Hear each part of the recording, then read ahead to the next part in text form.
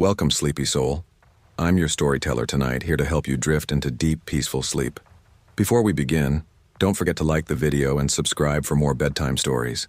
Let me know in the comments where you're watching from and what time it is. And if there's a story you'd like to hear next, I'd love to know that too.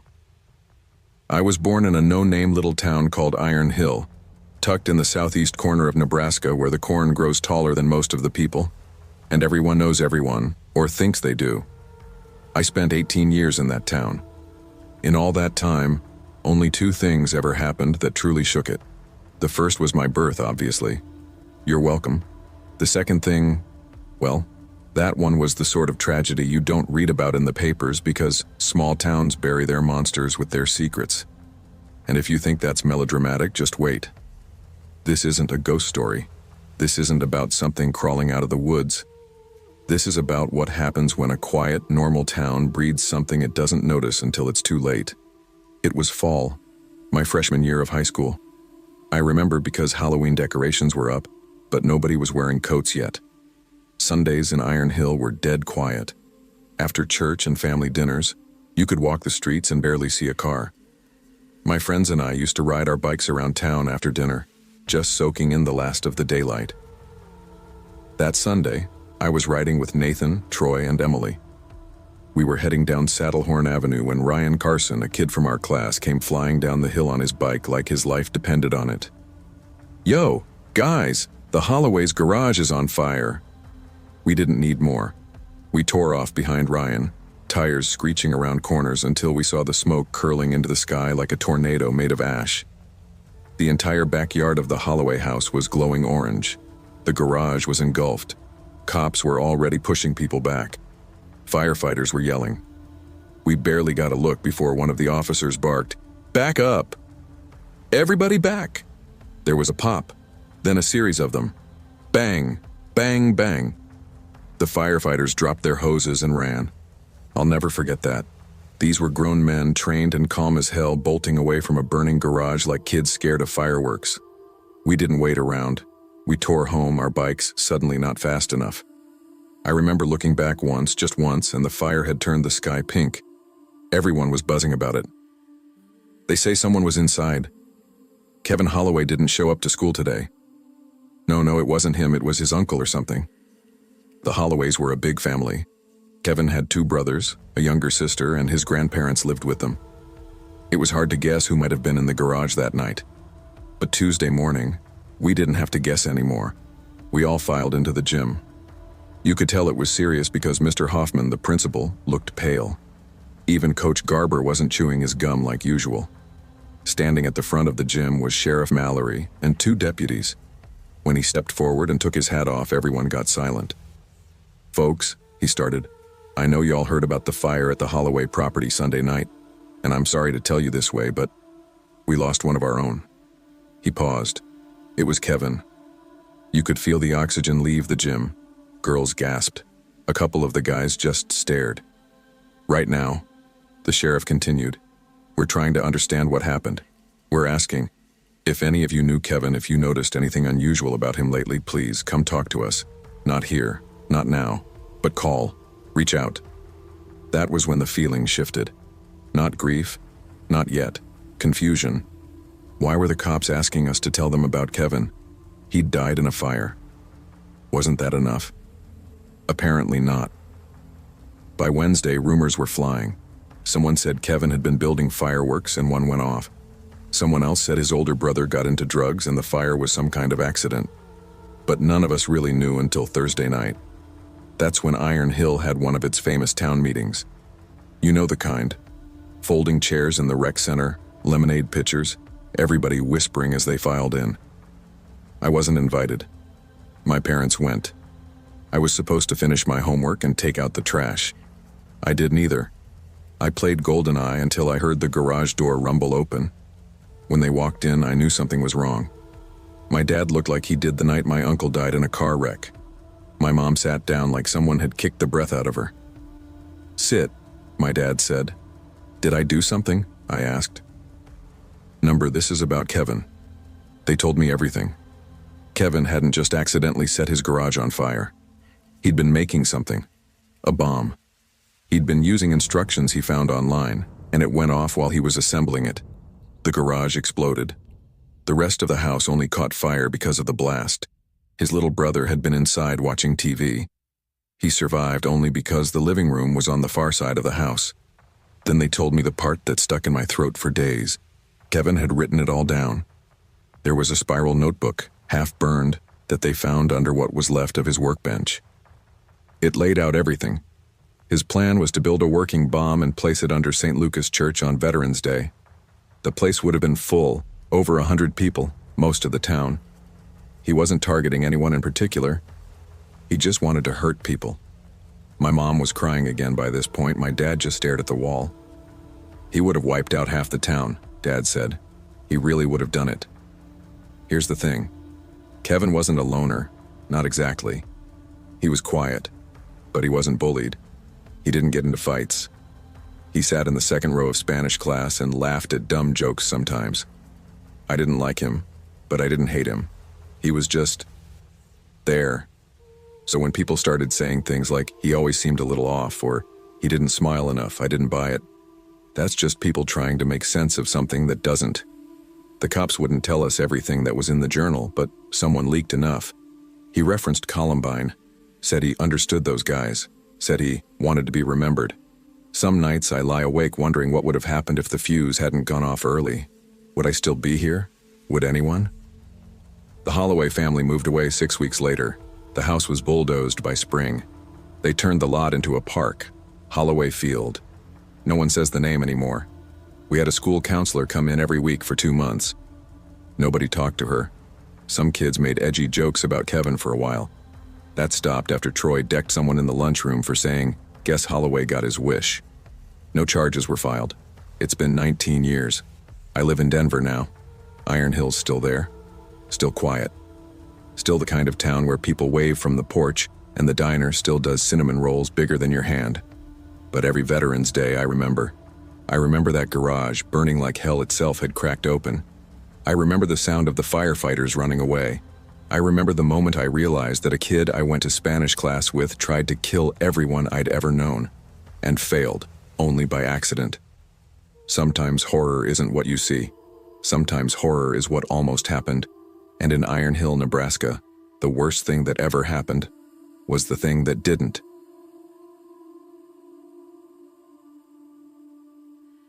I never wanted to work in a mortuary. That sort of job just wasn't part of the plan. But plans don't matter much when life falls apart.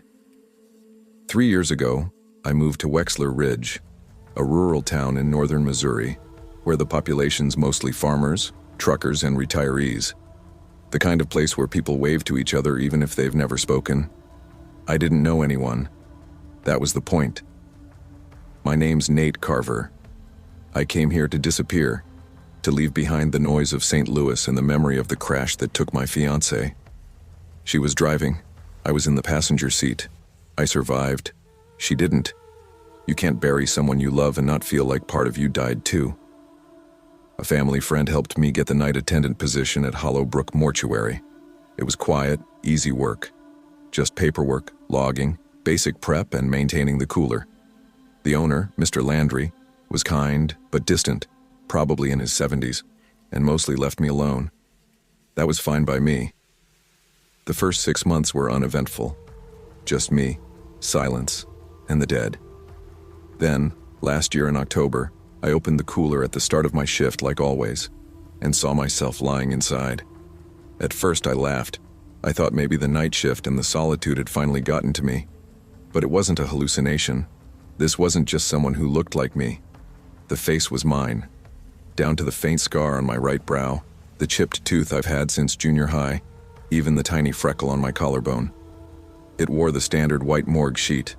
The tag around its toe was blank. I opened the intake log. Nothing. I double-checked. No new bodies had come in.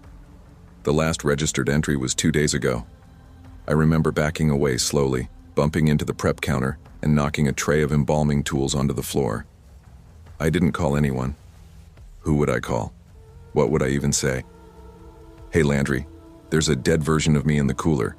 Can you pop down here and take a look?" Right. So I did the only thing I knew how to do. I processed the body, I shaved it, I washed it. I put it into the retort and watched it turn to ash. My hands were trembling the whole time. When I swept up the remains, I dumped them without tagging them, without sealing them in the usual container. I couldn't bear the thought of me sitting on a shelf. I didn't sleep that morning. I stared at the ceiling and convinced myself it was a stress dream, that I'd imagined it. But the image stayed sharp in my head, and the next night, when I opened the cooler, he was there again. Same lifeless eyes, same blank toe tag, same me.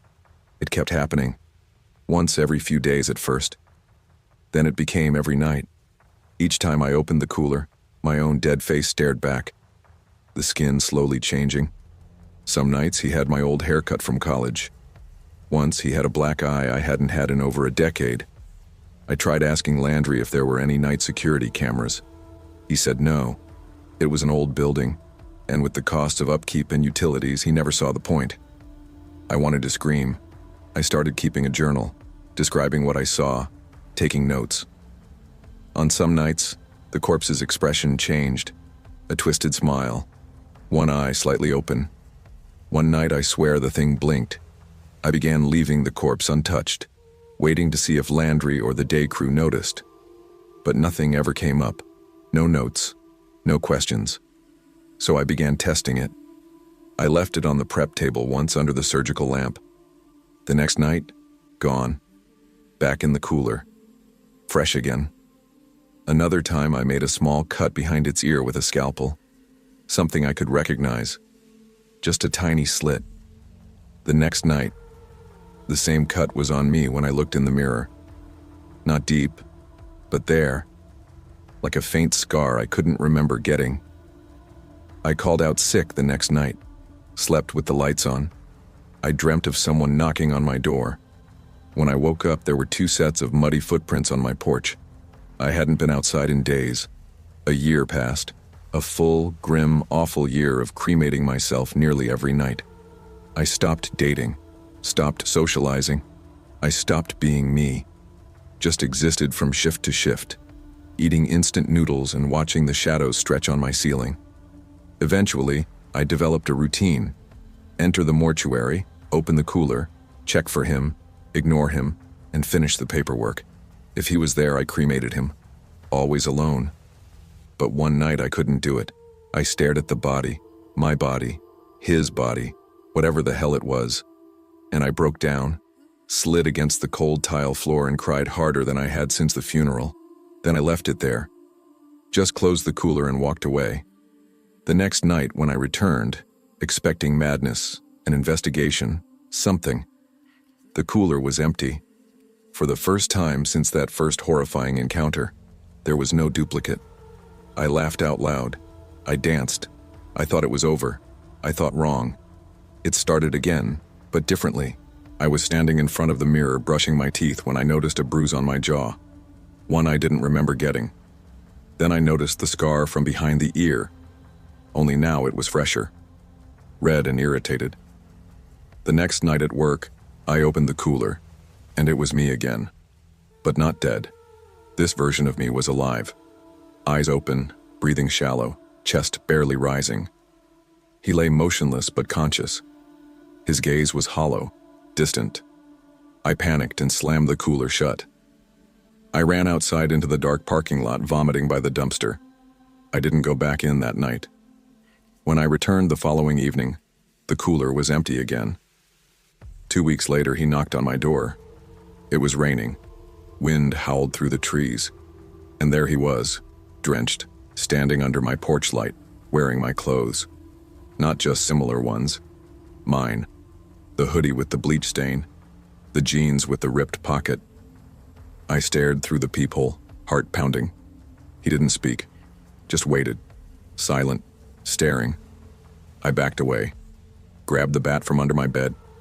Dialed 911 with shaking hands. When I looked again, he was gone. Police found no one.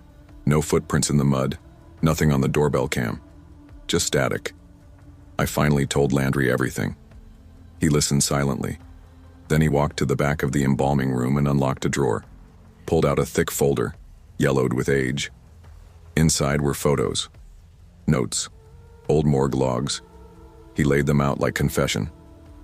"You're not the first," he said. "It happened to my father, and to his. Our family's run Hollow Brook since the 1890s. Every generation, it finds one of us." "What is it?" I asked, breath shallow. He shook his head. "No name, no origin, just a pattern, a reflection that starts appearing, first dead, then alive, then it tries to take your place. It can't truly exist unless you let it. How do I stop it?" His voice dropped to a whisper. "Stop feeding it." So I stopped. No more cremations, no more recognition. I ignored him, in the cooler, at my window, on the roads. He'd stand outside sometimes, watching, waiting. Once I saw him standing by my mailbox, and just walked past him like he wasn't there. And after a few weeks, he faded. The bruises went away, the scar lightened. I felt human again. Until last week. Landry was found dead in his office, slumped over the desk. Heart failure, they said. And when I arrived for my shift last night, the cooler was already open, and inside wasn't just one version of me. There were three, each staring with different expressions, one sad, one angry, and one smiling. I've locked the door. I've disabled the phone. I'm writing this by hand, surrounded by embalming fluid and the quiet hum of the cooler. I know now this town never lets you leave. Hollow Brook isn't on every map. It's a place people come to disappear, but what they don't realize is that something here waits to fill the space they leave behind. You don't get second chances, you just get replaced. If someone finds this, tell them I tried. I fought it. But tonight, the smile on the third one's face looked too real, too sure. I don't think I'm the original anymore. And the cooler is calling.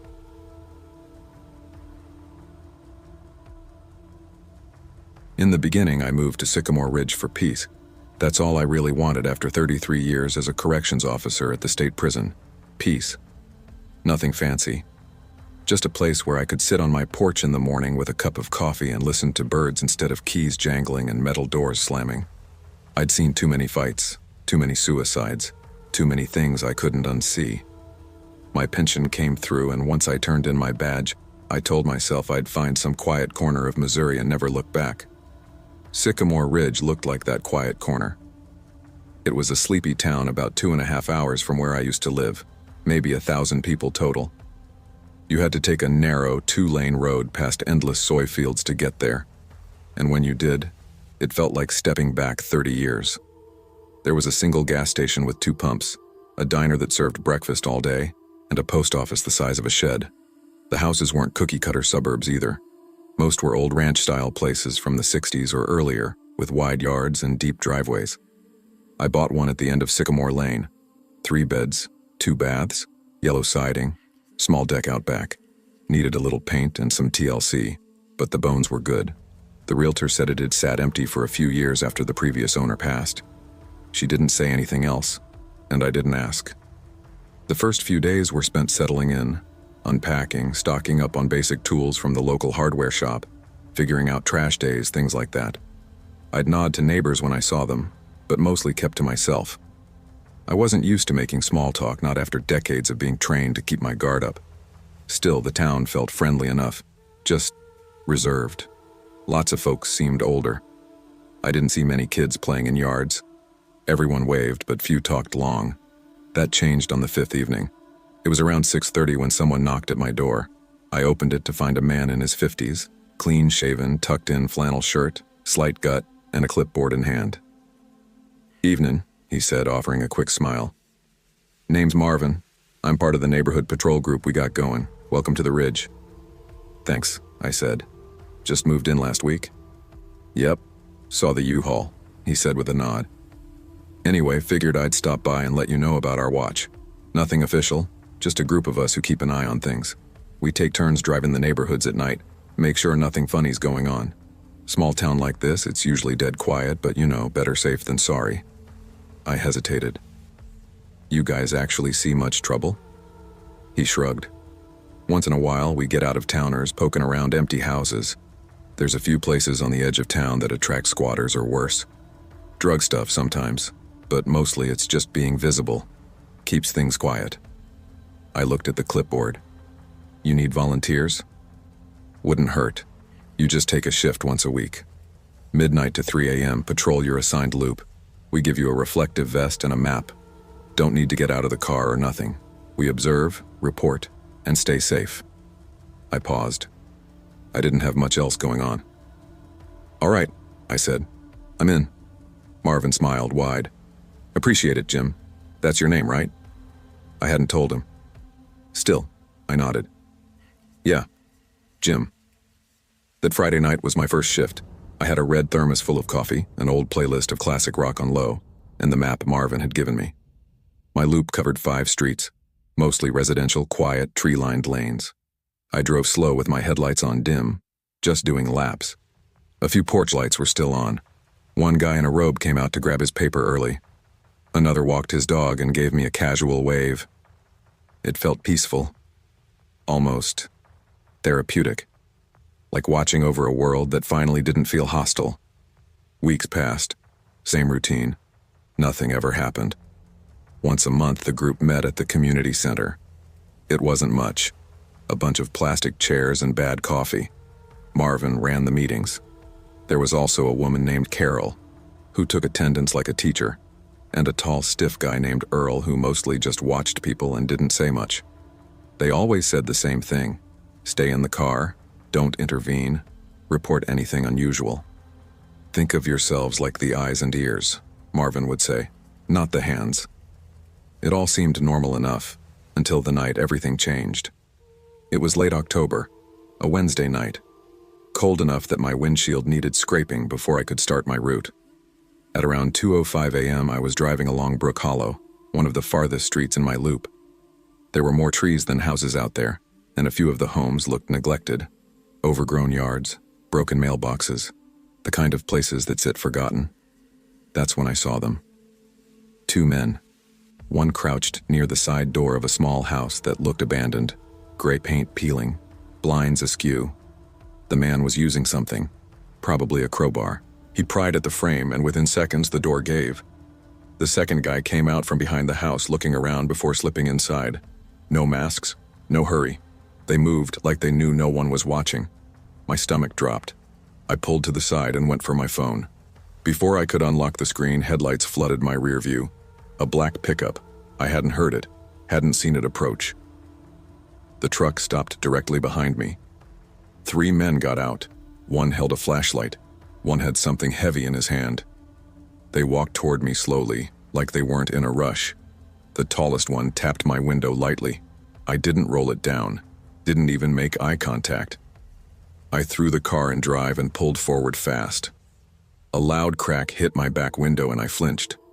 I didn't stop to check. I just kept driving, cutting corners until I hit Main Street. No one followed. At the next red light, I checked my mirror again. The truck was gone. My hands shook as I reached back and felt a spiderweb crack in the glass. But that's not what scared me the most. It was the face I saw as I sped off, the man standing by the truck watching me. He didn't wear a mask. He didn't hide. He stood under a street lamp plain as day. It was Marvin. I didn't sleep. I sat in the dark of my kitchen until dawn. At 9 a.m., I called the sheriff's department. The dispatcher sounded half asleep and told me a deputy would swing by sometime today. Around 11 o'clock, a young guy showed up, uniformed, early 30s, polite. I told him what I saw: the break-in, the men, the truck, the damage to my car. I didn't name Marvin at first, just gave him a full description. He looked, bored. "That house has been empty a while," he said. "Might have just been the owners or someone checking it out." I pushed back. "It was 2 o'clock in the morning. They broke in." He shrugged. "We get calls like that from time to time. There's no one living there, so, technically, not a burglary unless someone reports missing property." I stared at him. "So you're not going to check it out?" He tapped at his notepad. "I'll file the report. We'll swing by if there's time." I swallowed hard. "You know Marvin? Runs the neighborhood watch?" Sure, good guy. Been around a long time. I almost said something. Almost. But I didn't. After that day, everything changed. Carol stopped replying to my texts. Earl looked away when I saw him at the diner. No more meeting invites. No more shift reminders. It was like I'd been quietly erased. Marvin walked past my house 3 times the next week, whistling softly. Once he waved. I didn't wave back. The black truck, I saw it parked 2 streets over one afternoon, just idling. When I walked past it a few hours later, it was gone. Doug, my actual neighbor, started mowing his lawn at night. Not late enough to be illegal, but late enough to send a message. I kept to myself, closed the blinds, bought heavier locks, installed a camera over the porch, but it disconnected constantly.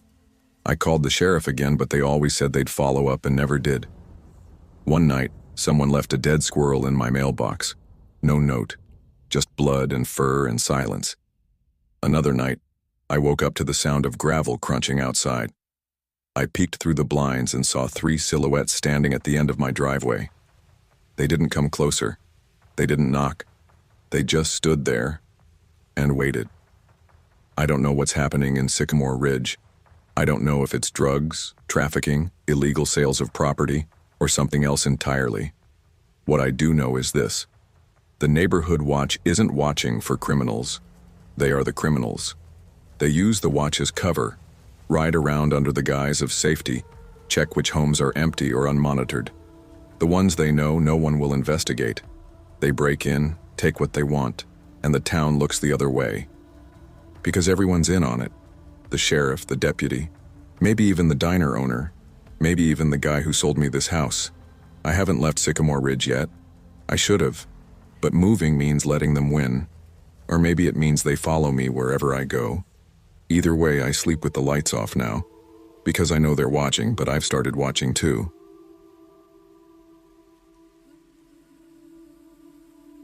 I was 17 when we left everything behind.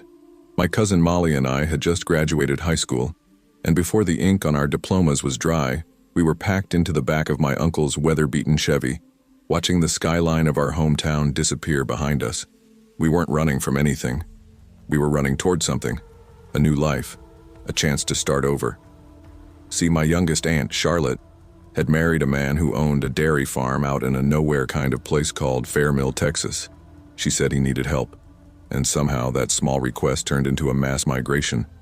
Grandparents, cousins, uncles, aunts, our whole family rolled into Fairmill like a caravan. Our roots didn't stretch there, but we planted them anyway. Fairmill was the kind of town where stop signs outnumbered stoplights, and every person you passed waved whether they knew you or not. And most of them did know you, or would by next Sunday.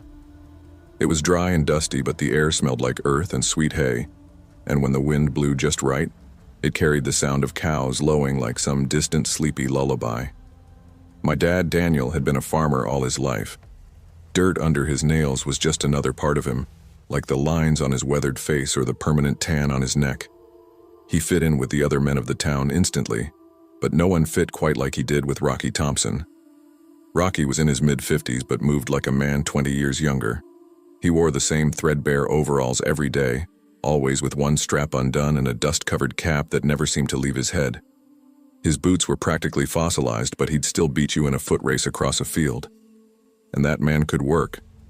Harder than anyone I'd ever met. He wasn't flashy, didn't talk much unless he had something worth saying.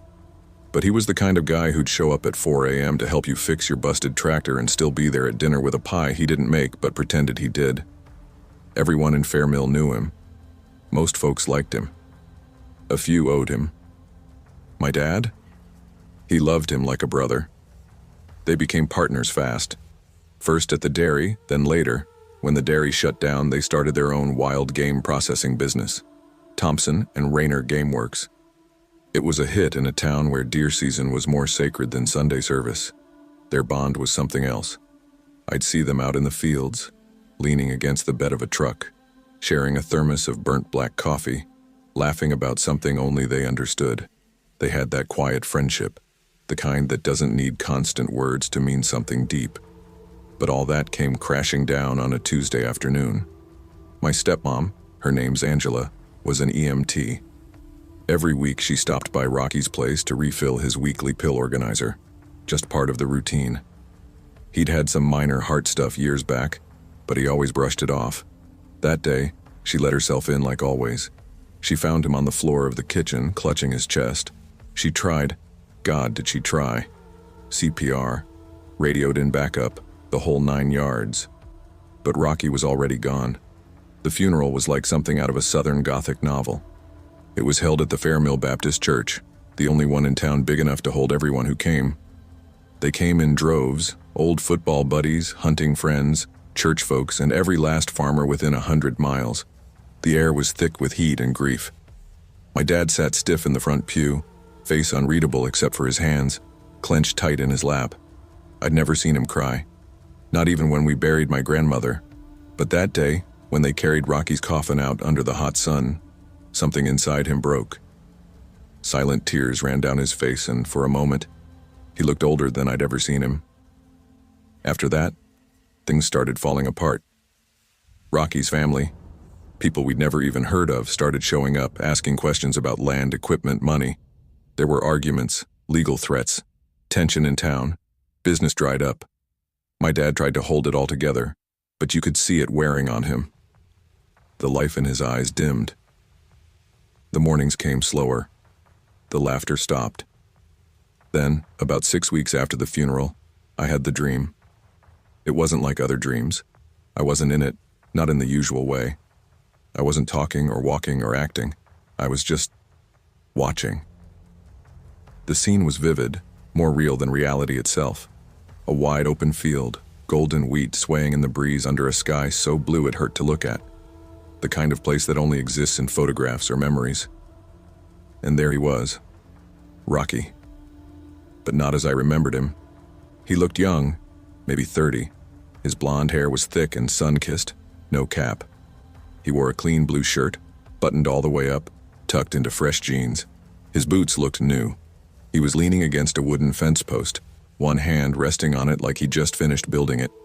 There was no sound but the wind, and yet I heard him, or maybe just understood him. "I'm okay," he said. "I made it. I'm home." Then he smiled, turned to look at the field, and faded into it like smoke on the wind. I woke up with wet cheeks and a strange sense of peace. But I didn't tell anyone. Not yet. A year passed. We were out at my dad's place, sitting under the old pecan tree behind the house, drinking iced tea and watching the sky go purple with dusk. The cicadas screamed like always.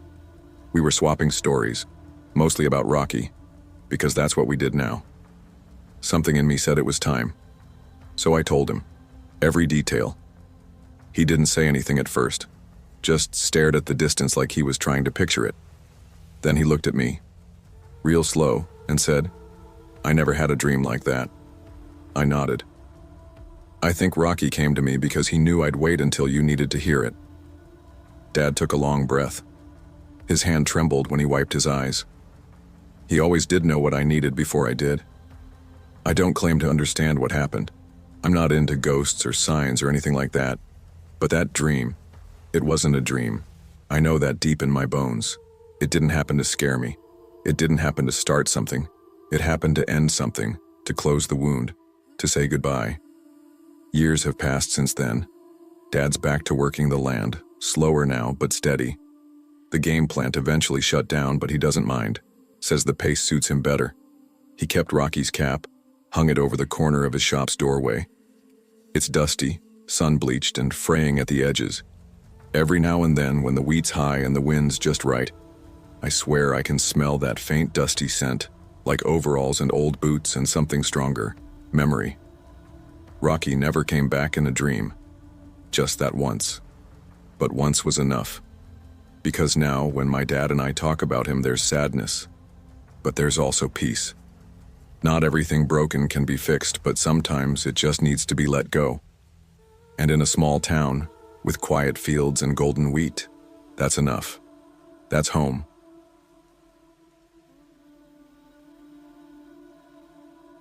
I was 15 the spring it happened, and living in the kind of town where nothing ever really does. That's not an exaggeration. Gallows Hill, Nebraska had a population of 872 the last time I checked, and that was back in 1998. It might be less now. The kind of place where folks still leave their doors unlocked, and where the church bulletin gets passed around like it's breaking news. One main road split the town in half, with a gas station, 2 diners, and a grocery store that hadn't changed its layout since before I was born. Entertainment? Forget it. No movie theater, no arcade, no mall within 40 miles. We didn't have cable until I was 10. The internet came in later, but we were too broke to afford it. As an only child, I relied on my friends for fun, when I could find them. Luckily, I had 2 solid ones, Leo Madsen and Tara Doyle. We were all in the same grade and lived on the same stretch of Birchwood Avenue, a winding road just outside the town's tiny center. Leo and I had known each other since we were toddlers. His mom ran the daycare and our families were close. Tara had moved to town in 8th grade from somewhere in Iowa. She was tough, quick-witted, and didn't seem to care that most of the girls didn't like her. She clicked with us immediately. We spent our weekends hiking the trails behind Leo's house, cutting across the woods and exploring the old grasslands that stretched out for miles. We liked the outdoors. We had to. It was early April, still a little chilly in the mornings, but warm enough to be outside in a hoodie. I remembered the date exactly. April 11th, 1998. A Saturday. My dad had already gone into town to pick up parts for his truck, and my mom was on the phone with my aunt. Leo showed up on my porch around 9 a.m., wearing a beanie and his old Letterman jacket that had belonged to his older brother. "You ready?" he asked, not even bothering to say what for. "Yeah." "Let me grab my bag," I said. We didn't plan much back then. We didn't need to. We'd usually just head out and figure it out along the way. I stuffed a football, a pocket knife, and a bottle of water into my backpack. Then we walked down the street to Tara's house. She was already on her porch, arms crossed, wearing combat boots and a hoodie with the sleeves pushed up. "Finally," she said, grabbing her own bag and joining us without another word. We followed the usual trail into the woods behind Leo's place. The ground was soft from rain earlier in the week, but not muddy. After about 40 minutes of hiking, we reached the edge of the forest and came out onto a wide expanse of grassland, tall, gold-tipped grass swaying in the wind. Usually we stuck to familiar spots, but that day we decided to take a different path. Leo had seen something in the distance, an open patch near a small cluster of trees. "Let's check it out," he said. We weaved through the grass until we found it, a clearing big enough to toss the football around. We dropped our bags and started messing around. Nothing serious, just passing the ball, taking turns running long. Tara always had the best spiral. We were halfway through a game when Leo chucked the ball way too hard. It sailed over my head and vanished into the tall grass. "Nice one, Joe Montana," I muttered, and jogged after it. I pushed through the waist-high blades, scanning for the ball, when I spotted something else, a flash of dull red metal just beyond the grass line. At first I thought it was a tractor or an old water tank, but the shape didn't fit. I moved closer. It was a station wagon, partly covered in dry grass and leaves. The red paint was sun-faded, and there was fake wood paneling along the sides, real retro-looking, even for '98. The windshield was cracked, and vines curled around the side mirrors. "Hey," I called. "Come here." Leo and Tara jogged over and froze when they saw the car. "Whoa," Leo said. "How the hell did that get out here?" Tara circled the vehicle slowly. "No way, this just got dumped here. There's no road, no tire tracks." "Think it's locked?" I asked. I reached for the front passenger door handle and gave it a pull. It stuck at first, but then creaked open. Dust swirled in the air. "No way," Leo grinned. Tara shrugged. "Might as well sit down, better than the grass." She climbed into the driver's seat. Leo took the back. I sat in the front passenger seat and stared at the dash. It was dusty, sure, but intact. There was still a pair of fuzzy dice hanging from the mirror. We stayed there for maybe an hour, talking, laughing, making up stories about how the car got there. Leo joked it was used in a heist. Tara said it was probably a makeout spot some teens forgot. When the wind picked up and we started getting hungry, we decided to head back. "Let's not tell anyone," Tara said. "This can be our secret spot. We all nodded. It felt cool, like we'd found something ours. The next morning it started to rain. Leo still showed up at my door, and we decided to go anyway. Tara met us at the edge of the woods, already soaked. "Still want to go?" she asked. "Why not?" Leo said. "We're almost there." We sprinted through the trees, laughing and slipping on wet leaves. When we got to the car, the rain turned heavy. We ducked inside. I took the back seat this time. Leo was in the driver's seat, and Tara beside him. For a while, we just sat there, letting the rain hit the roof. The sound was oddly peaceful. Then, as I stretched out, my foot hit something soft under the seat. I leaned down and pushed aside an old fast food wrapper. There was a clump of brown hair. I froze. At first I thought maybe it was animal fur, but it wasn't. It was too fine. Too human. I reached over and touched the edge of the back seat where I noticed something else. A clean slit, like from a knife. It had been patched over slightly, but the stitching was poor. I tapped Leo's shoulder. "Hey," I said, "we need to go." He chuckled, thinking I was joking. Tara turned back, frowning. "Why?" "I'll tell you outside," I said. They hesitated but followed me out. We stood under the trees, soaked to the bone. "There's hair under the seat," I said quietly. "And a cut in the fabric, like someone hid something there. I think this car was part of something bad." Tara's face turned pale. Leo's smile vanished. "Are you sure?" he asked. "Pretty sure." We started walking back in silence. The rain soaked through our clothes. By the time we got back to town, the sky was clearing and the sun peeked out. "I'll tell my parents," I said. "You guys don't have to." I went straight to my dad. Told him everything, well, almost. I left out that we found it the day before. I didn't want to get in trouble. He raised an eyebrow but didn't say much. He just nodded and said, "I'll call the sheriff. Probably just an old abandoned car, but I'll let them check it out." Later that afternoon, Sheriff Howard came by and asked me to show him where it was. I gave him rough directions. He thanked me and said they'd send someone out. That night I was at Leo's again. Tara came by too.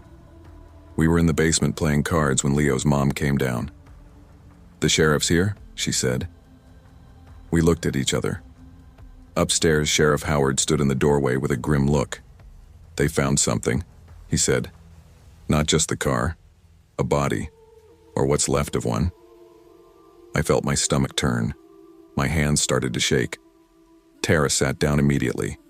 Leo didn't say a word. "We're gonna need you kids to come down to the station tomorrow, just to go over everything again." We nodded. Our parents came to pick us up. I didn't sleep that night. For the next 5 weeks, the whole town buzzed with rumors. People stopped going into the woods. Kids weren't allowed out past dusk. Eventually, we found out more. The car had been registered to a man from Colorado, someone who went missing in 1995. His family had reported him missing, but there were no leads.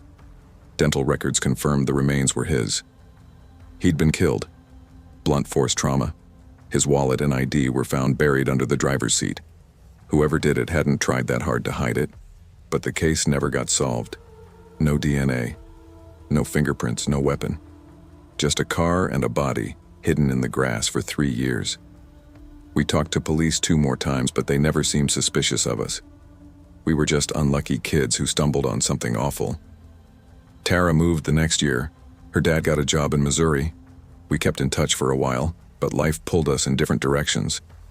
Leo still lives in Gallows Hill. He manages the local hardware store. We meet for coffee sometimes, and the topic always comes back to that car. "We shouldn't have gone back the second day," he told me once. "We got lucky."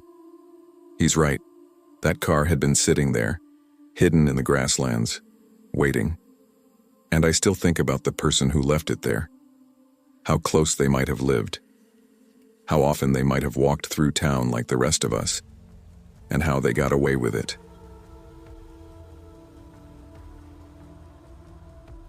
I had never lived in the countryside before the fall I turned 16. Up until that point, I had always been a city kid. Crowded streets, apartment buildings stacked like concrete bookshelves. the distant hum of traffic that never really stopped. But after a string of burglaries near our building and a break-in at the store my dad managed, my parents decided they'd had enough. They sold what little we had, packed up everything, and moved us to Iron Creek, a small town in southern Montana that barely showed up on a map. It felt like the end of the world. Population? Maybe 10,000 if you included the outlying farms. There was one grocery store, one gas station, and one school that combined grades 7 through 12. Our house was a modest one-story place near the town center, not far from the school. You could walk the entire town in under 30 minutes. Everyone knew everyone, and they all noticed when someone new showed up, especially someone like me, quiet, awkward, and from the city. I was enrolled at Iron Creek High within a week of us moving. My first day was uncomfortable, not just the usual new kid nerves, worse. My homeroom teacher, Mrs. Platt, a woman with the energy of a midday church volunteer, made me stand at the front of the room and introduce myself. I could feel the weight of every single eye on me. I'm Ivy. We just moved here. From Denver. That's all I managed to get out before my throat closed up. I could hear a few people whispering. One girl giggled. It wasn't even mean, just casual, like I was a dog doing something funny. But it stung.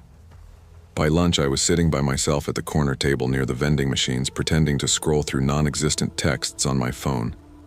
It went on like that for the next couple of weeks. I tried saying hi to a few girls, but they always seemed to close ranks before I got more than 2 words out. I wore the wrong shoes, used the wrong slang, didn't know their inside jokes. Eventually, I just stopped trying. That's when I met Logan. It was in our 4th period art class, which I'd picked just to fill my schedule. I wasn't good at art, but it was better than gym. Logan sat 2 seats away from me and always brought this old sketch pad that looked like it had been through a war. Every day he'd sit and quietly draw, never talking to anyone, not even the teacher. One day he caught me glancing over at his sketch pad. He didn't say anything, just turned the page so I could see better. It was a pencil drawing of a tree, but not like any I'd ever seen. It had faces hidden in the bark, dozens of them, and shadowy figures that blended into the background like ghosts trapped inside. "That's really good," I said before I could stop myself. Logan looked up at me. His eyes were the strange shade of gray like smoke. "Thanks. Most people just think it's creepy." "I mean, it is, but in a good way." He smiled just slightly. "You're not from here, right?" "Nope, Denver." "Big change." "Yeah, I don't really fit in." "I get that." That was how it started. We didn't talk much at first, just small comments during class, but it was something. After a while, he started sitting with me at lunch. He introduced me to his only 2 friends, Tyler and Reed. Both were quiet, older than us, and into heavy metal and weird indie films I'd never heard of. I didn't really click with them, but I appreciated not eating alone anymore. Logan was different, though. He was always calm. Mysterious, maybe. Like someone who saw the world from a slightly different angle. I started to feel safer around him than anyone else at that school. Which is probably why I said yes when he invited me to his house one Friday. We were sitting in the courtyard after lunch when he asked. "My parents are out this weekend," he said, tossing a pebble between his fingers. "You should come by. I've got a bunch of old horror movies. Stuff you can't stream." I hesitated. "Where do you live?" "Just outside of town, like 40 minutes. Real quiet. Farm Road." I wasn't sure, but then again, nobody else had invited me to anything since we'd moved. I was tired of being the outsider. "Okay, that could be fun." He smiled. "Cool. I'll pick you up after school." I told my mom it was a movie night with a new friend and that his parents would be home. That was a lie, but I didn't want her to say no.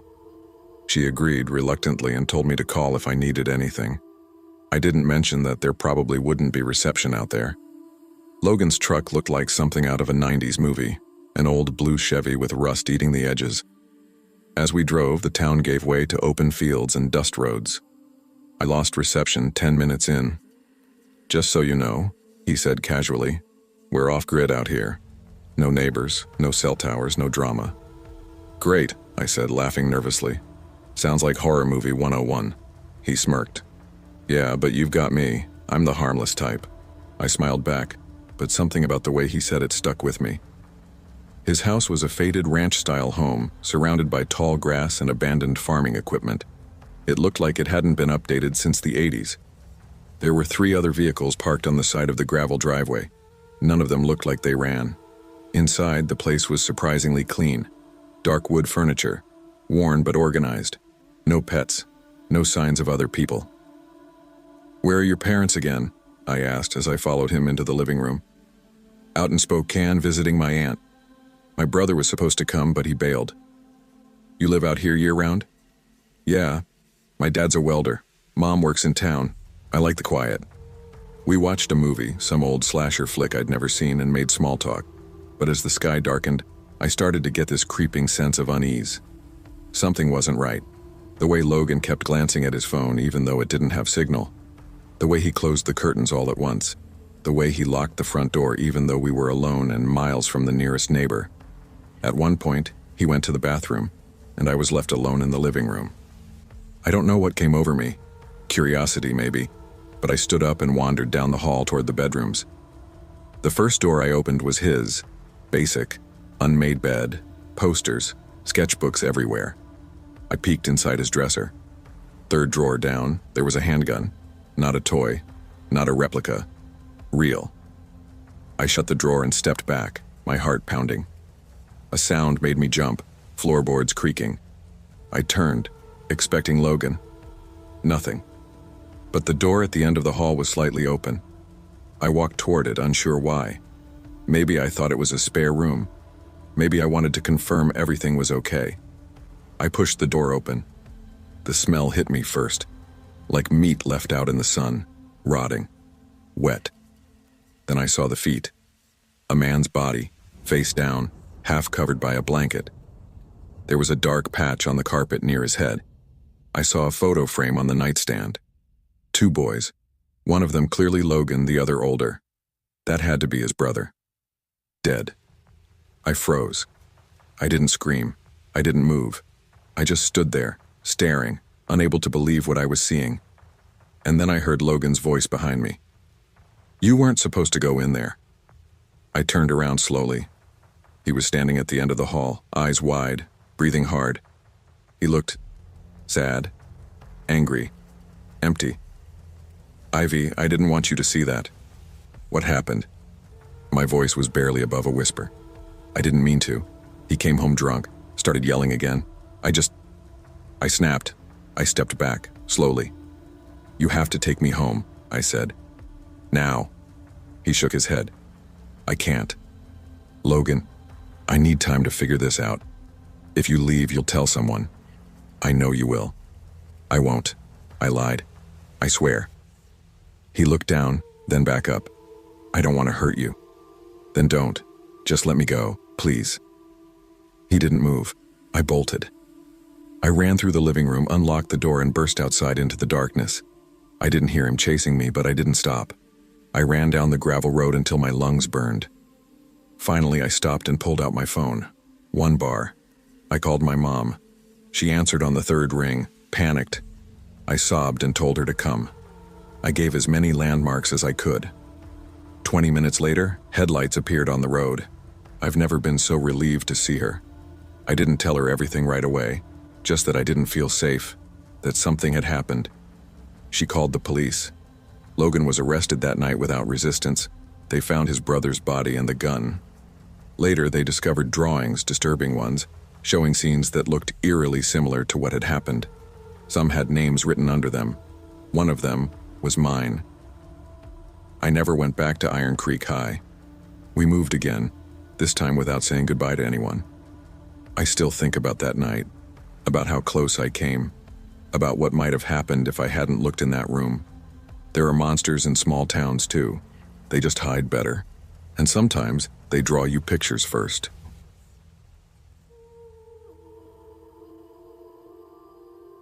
I was 16 when we moved to Briar Hollow, a tiny village in the Piedmont region of North Carolina. If you looked it up on a map, you'd probably miss it. Just a dot surrounded by woods, narrow roads, and long silences.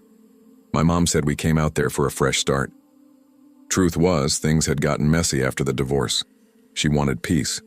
I think I just wanted to disappear. Briar Hollow didn't have a high school of its own.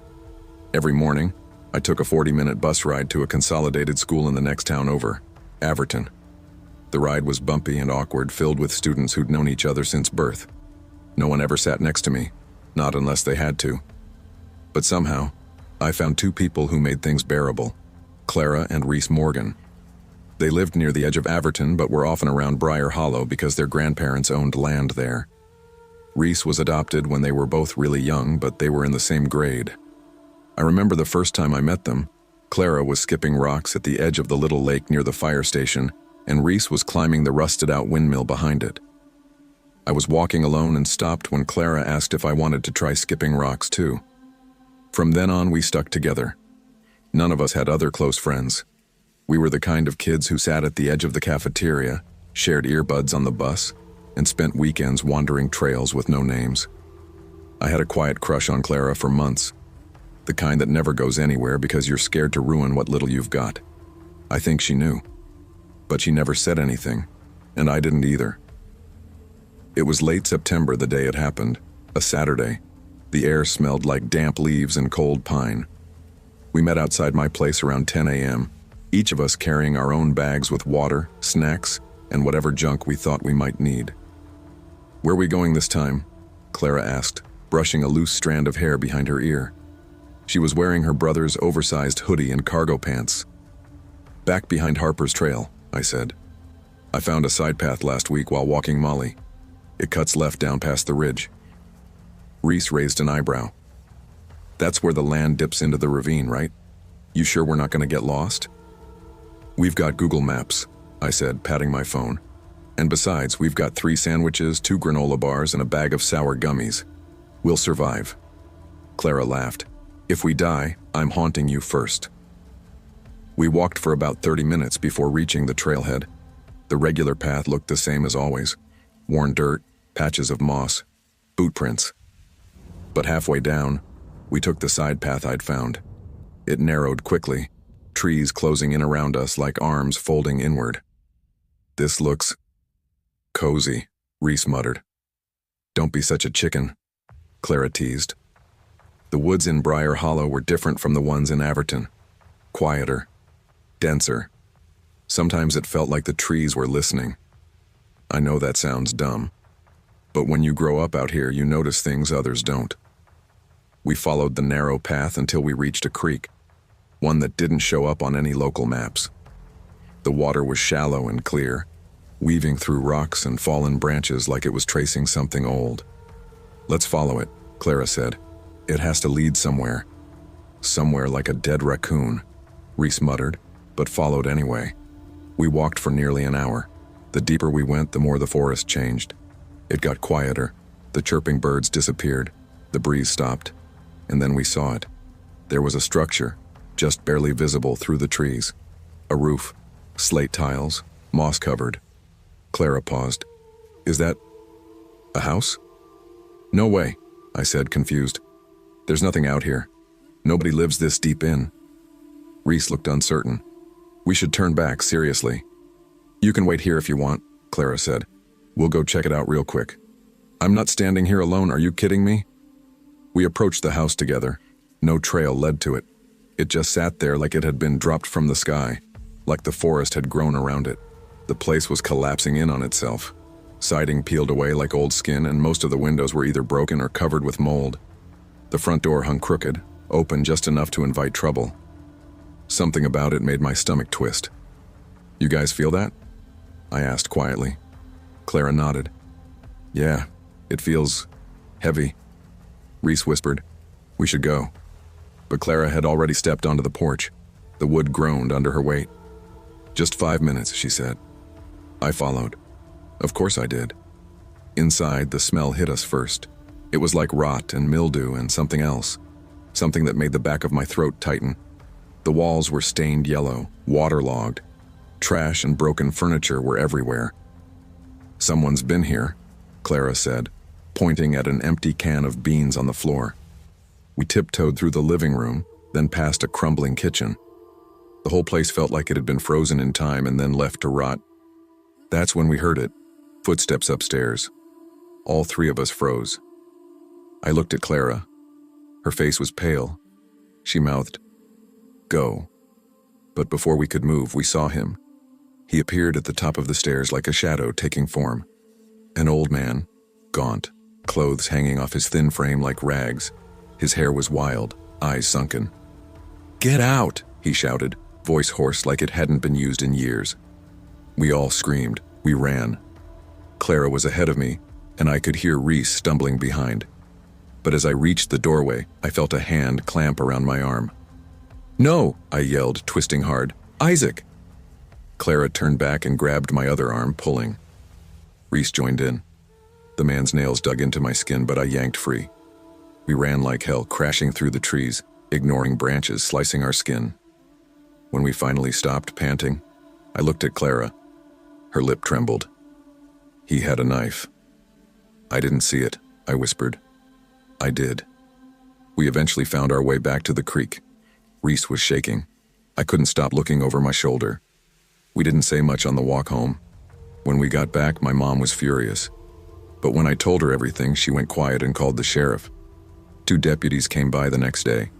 A week later, one of them called to say they found the house. But it was empty, abandoned.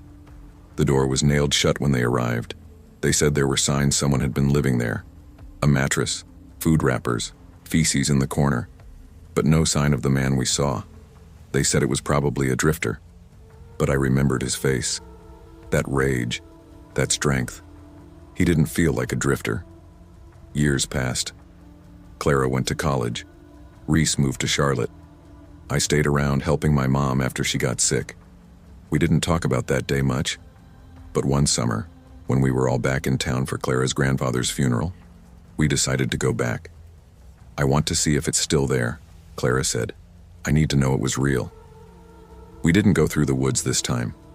I found an old survey map that listed a maintenance road not far from the site. We took my truck and drove out there. When we reached the spot, our hearts dropped. The house was gone.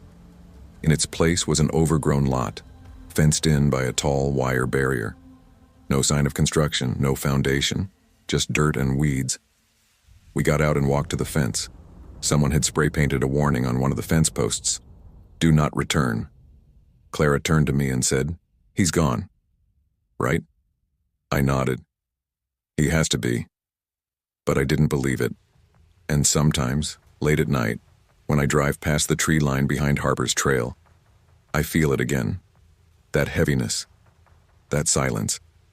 The forest hasn't forgotten. And I haven't either.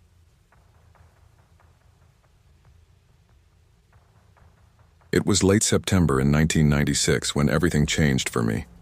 I was 13 years old, living in a small town called Renford, tucked along the edge of the Midlands. It wasn't a village, not quite a proper city either, just one of those forgotten in-between places with crumbling brickwork, shuttered pubs, and the smell of damp clinging to every street corner. My mom and I had moved there a year earlier after my dad walked out. She worked long hours at the textile warehouse on the outskirts, and I spent most of my time wandering the narrow back streets, trying to find something, anything, to break up the monotony. Renford was the kind of place where nothing ever happened, the kind of place where people grew up, grew old, and then disappeared without much fuss. We had a faded shopping precinct called The Rose, built sometime in the 70s over the remains of old mills. It was concrete, ugly, but it had a bakery, a chemist, and a discount shop, so people still went. Right at the heart of it sat a sunken plaza, circular, with steep stone steps surrounding it. The locals called it the Nest. No one really knew why. Maybe because of the way the birds gathered there, always circling, always watching. That's where this happened.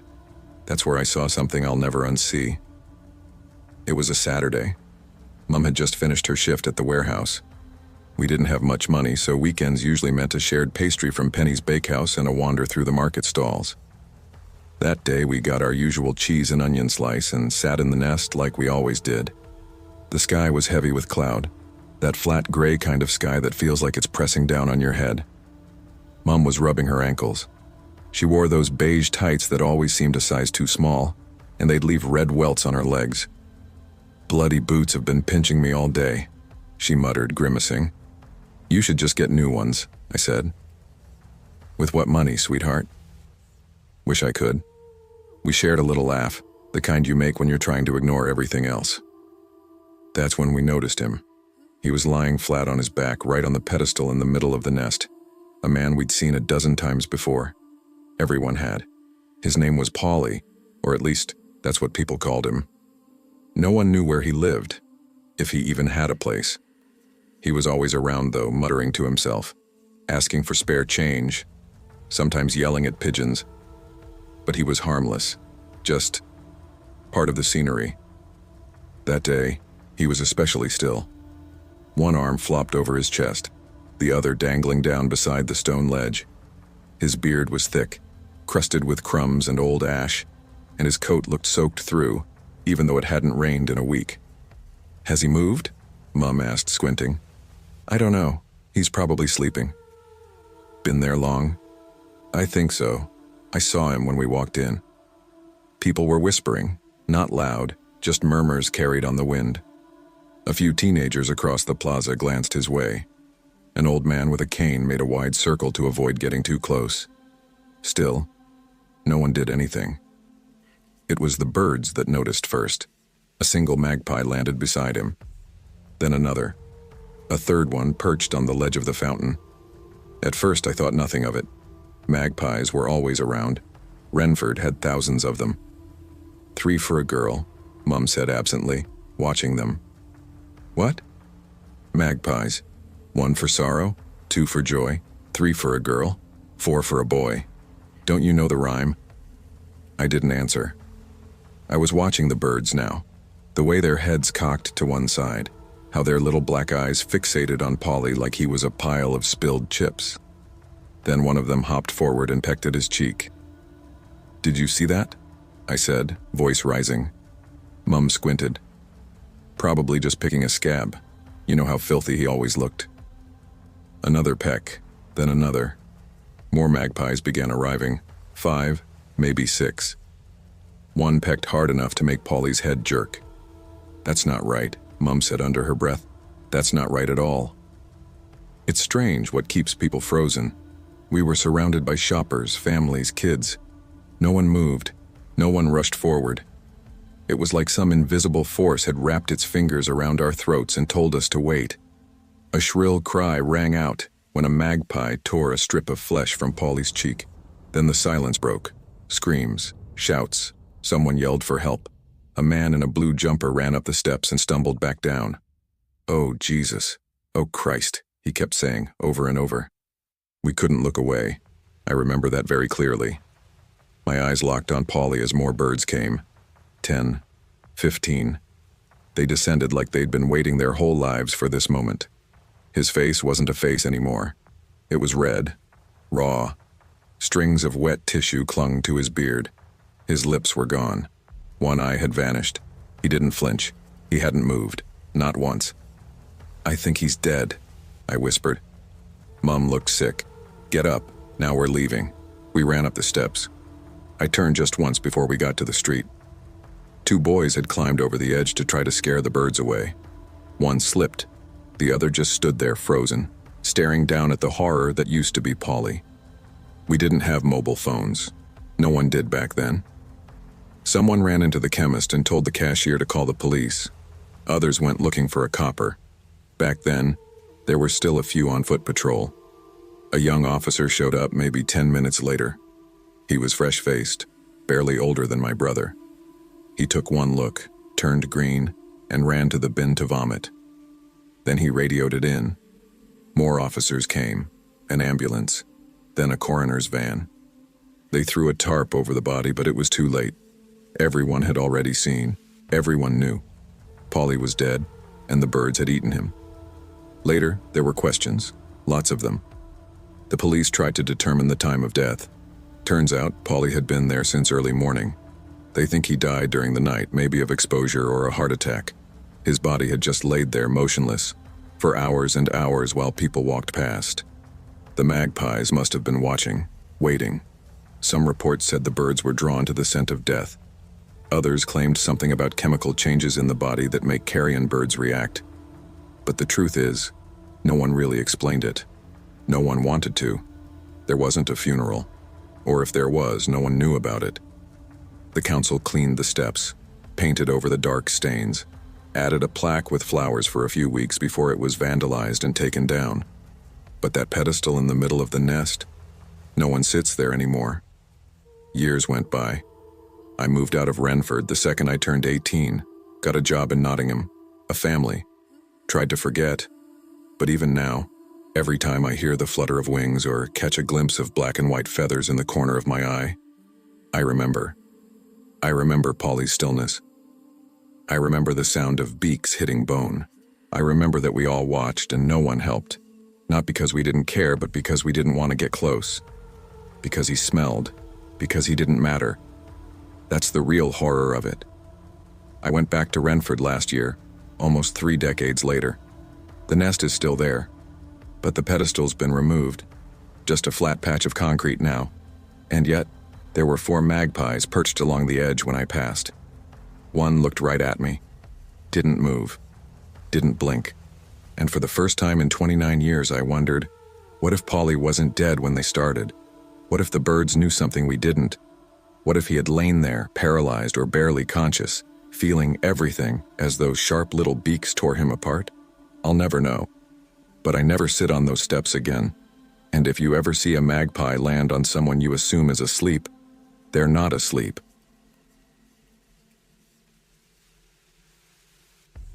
I was 10 years old when it happened. The year was 1997. My name's Colin, and I grew up in a town called Maple Springs, a quiet patch of suburbia tucked into the southern corner of Illinois, the kind of place where the biggest events in the paper were the fall parade or the high school football scores. There were no chain stores back then. We had Joe's Grocery, Bailey's Diner, and a gas station with a mechanical pump you had to flip on manually. My dad worked for the electric co-op, and my mom was a school secretary. People waved to each other. Front doors stayed unlocked. If someone's dog ran loose, the neighbors helped find it. We weren't special. Just quiet. Predictable. That's what made what happened so much harder to accept. It started with the house next door. The Hoffmans moved into the house beside ours in the spring of '95. Carol and Dennis. They were in their mid-40s, no kids. Just the 2 of them and their dog, an older beagle named Buster. My mom brought over a banana bread the week they moved in, and I remember Carol standing on the porch in denim overalls and a white t-shirt, smiling like she didn't know what to do with the kindness. Dennis was quiet. He had a smoker's voice, and I rarely saw him without a cigarette. He worked nights somewhere, maybe maintenance or shipping. My dad said he didn't talk much, but was polite. Carol was the more outgoing of the 2. She tended to her garden religiously, talked to my mom over the fence while hanging laundry, and always gave me peppermints when I brought her mail by mistake. But even though they were pleasant, they mostly kept to themselves. No BBQs, no town events, no church. At 10, I didn't think much of it. People are just different. But it always felt like there was a curtain around them. And then, one day, they were just gone. It was the start of October. The leaves had just started to turn that fiery kind of red-orange that made every front yard look like a postcard. I'd been outside tossing a football with my friend Lucas when I realized Buster hadn't barked in a few days. Buster barked all the time. That's what made me notice first. Not the people. The silence. I mentioned it to my mom that night while she was making chili. "Hey Mom, have you seen Mrs. Hoffman lately?" "Now that you mention it, no, not for a few days." The next morning, my dad checked and noticed their car was still in the driveway. A dull blue Ford Taurus. It hadn't moved. By day 3, Mom tried calling them. No answer. Day 4, she knocked on their door. Nothing. By day 5, she called the police. The officers came the same afternoon. I remember them walking around the house, knocking on the doors, peeking into windows. Eventually, they forced their way in through the back. They came out with Buster. The poor dog looked thin, scared, and was covered in his own mess. But he was alive. They gave him water and called animal control. That's when things got weird. The house was locked from the inside, no sign of struggle, no blood, no notes, no packed bags. The Hoffmans were just Gone. The news hit our town like a punch to the throat. I remember sitting in class and hearing my teacher whisper to another teacher in the hallway. My parents wouldn't let me play outside after dark. For the first time in my life, our front door was locked at night. Maybe they left in the middle of the night, one neighbor said. With no car? Another replied. People don't just vanish, someone else muttered. Rumors filled the vacuum. Some said Carol had a brother in Indiana, and maybe they ran off to escape something. Others said Dennis had gambling debts. A few whispered about domestic abuse, that maybe one had killed the other and fled. The wildest theory came from Lucas, who claimed they were government spies who'd been taken out in a silent op. Even at 10, I didn't buy that. But the truth is, nobody knew anything. The house sat empty for years. No one moved in. No one mowed the lawn. Sometimes the police would show up again, do another search or follow some tip, but nothing ever came of it. Buster was adopted by the Walsh family on the corner. He was old but still friendly, and he'd still wander over to our yard sometimes like nothing had changed. But everything had changed. I didn't feel safe anymore. The town didn't feel real anymore. My parents were never the same. They used to talk to neighbors freely, leave windows open at night, let me walk to the corner store alone. That stopped. We all became a little more afraid. I moved away at 18, college, then work, then marriage. But every year I'd visit my folks, still in that same house. And every year I'd glance over at that empty shell of a home next door and feel my stomach twist. The siding peeled, the shutters sagged, grass grew through the cracks in the driveway. But worse than all that was the silence. One summer when I was 27, I got drunk with some old school friends, Lucas included. "You still think about the Hoffmans?" I asked. Lucas went quiet. His buzz faded fast. "Yeah," he finally said. "I drive by sometimes, just to see if anything's changed, but it never does." Then, 2 winters ago, it happened. My dad called me around 9:30 p.m., voice tight. "They're digging in the Hoffmans' yard," he said. "What?" "Police. Lights everywhere. They brought cadaver dogs." I drove down that weekend. The yard was roped off. Neighbors stood in clumps watching. The police said it was an ongoing investigation. Word spread fast that someone had come forward. A man. Said he used to work with Dennis. That he knew something but had been scared for years. They found something, but we were never told what. Rumor was, it was bone fragments, in the back corner of the yard under what used to be a compost pile. Nothing confirmed, no arrests. But something shifted after that. People started talking again, quietly, nervously. The truth is, we may never know what happened to Carol and Dennis Hoffman. Maybe he killed her and ran, maybe someone else did. Maybe they were taken. Maybe it was something darker, something buried under years of small-town silence. But their disappearance tore a hole in the fabric of our town, and in me. It was the first time I ever understood that the world wasn't fair, that things don't always make sense, that sometimes people vanish, and nothing ever brings them back. That fear never left me, not when I lock my doors at night, not when I walk past a quiet house with blinds always shut, not when I hear a dog barking next door, then silence. A few months ago, my parents sold the house, downsized to a place in Springfield. Before they left, I stood on their old porch one last time and looked at the Hoffman house, still empty, still peeling. But now, behind it, a patch of earth had been dug up and recovered, marked only by fresh grass. I stared at it, and for a moment, I thought I saw Buster's tail wagging in the corner of my vision, but it was just the wind, and then I left.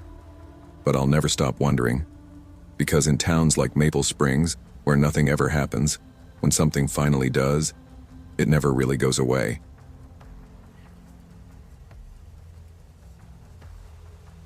It started on an idle Tuesday, the kind that slips through your life unnoticed unless something extraordinary happens. And for me, it did. I was 22, living in a small town called Ridge Hollow in upstate New York.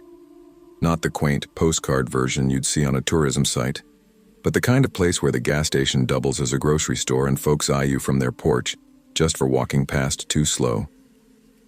I was still living at home back then, My older brother, Ryan, had recently gotten his first car, a beat-up '99 Civic with a loud muffler and a stubborn passenger door. He worked construction jobs in the next county, and sometimes I'd tag along if I needed a ride to town or just wanted to get out of the house for a bit. That day was no different. It was late summer, mid-August. The air was heavy, thick with heat and the promise of a thunderstorm that hadn't come. Ryan needed to fill up on gas, and we'd just driven through Oak Ridge, an area locals avoided if they had the choice. It wasn't dangerous exactly, but it had a reputation. Lots of loitering, rough-looking folks, too many cars parked in the same spot for too long.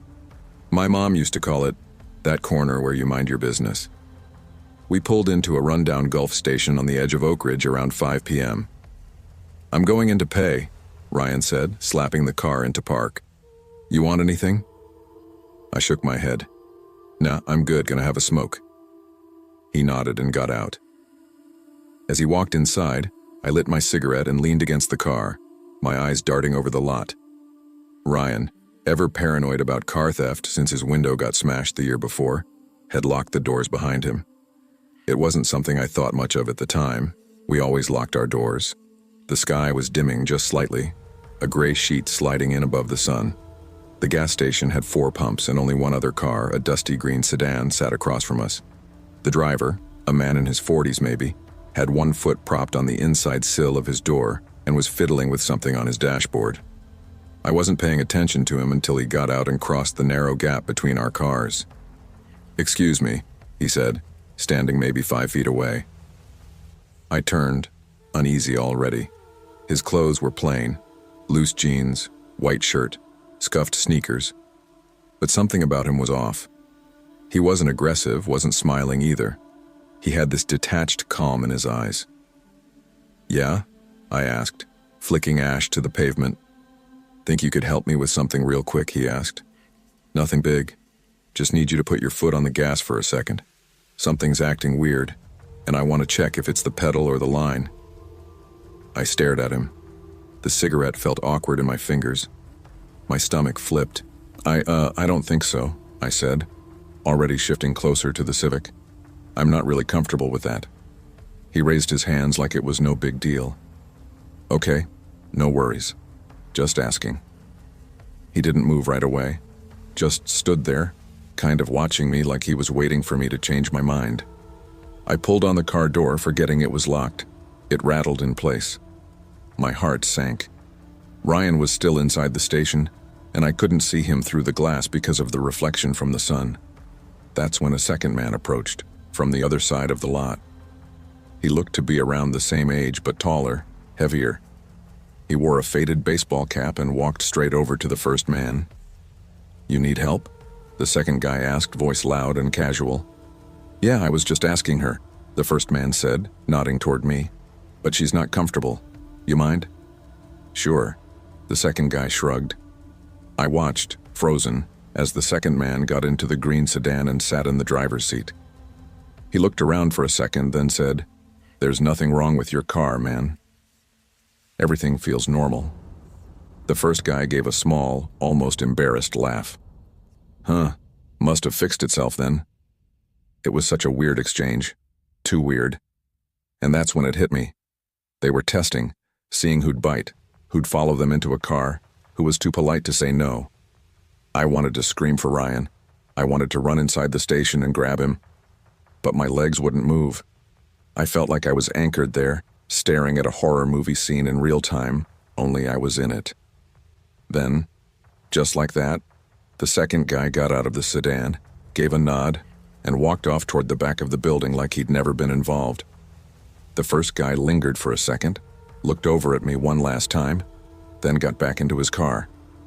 I didn't breathe again until Ryan came out with a soda and a plastic bag in hand. The moment I saw him, I unlocked. I ran to him, words spilling out. "Ryan, that guy." He asked me to get in his car, to press the gas, and another guy showed up and did it instead. It didn't make sense, it felt wrong. Ryan's eyes narrowed and he turned to look, but the green sedan was already pulling out of the lot. "You didn't get in, right?" he asked. "No," I said, still shaking. "Good. Smart." He muttered. You were about to get snatched. What? That's how they do it, seen it on the news. They'll ask for help with something dumb, then when you're inside, that's it. Door shuts, car drives off.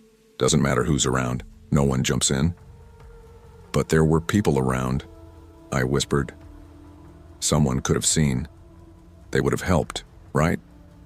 Ryan shook his head. Not here. People barely want to make eye contact, let alone play hero. We didn't call the police. Nothing had actually happened. That was the worst part, how close it came to something irreversible, and yet how little evidence there was of any crime. We went home. I didn't sleep that night. For days after, Uzrenia, I replayed the scene over and over. What if I had said yes? What if the second guy never showed up and it was just me and the first man? What if the door hadn't been locked? I started carrying pepper spray after that. Ryan got me one of those mini alarms that scream when you pull the pin. I never went anywhere alone for a long time, not even to the store down the street. Every car that slowed near me, every glance from a stranger, sent my heart pounding. What disturbed me most wasn't just the near miss. It was how easy it had been for them to try, in broad daylight, in public, with witnesses. Like it wasn't their first time, like they knew how people worked, how women second-guessed themselves, how we don't want to be rude or overreact. I learned something that day. Not every horror comes at night. Not every monster hides. Some wait for you in the sunlight, leaning on a car, wearing calm eyes and asking you for help. And sometimes all it takes to save yourself is one word. No. But the question that still haunts me, how many people didn't say it?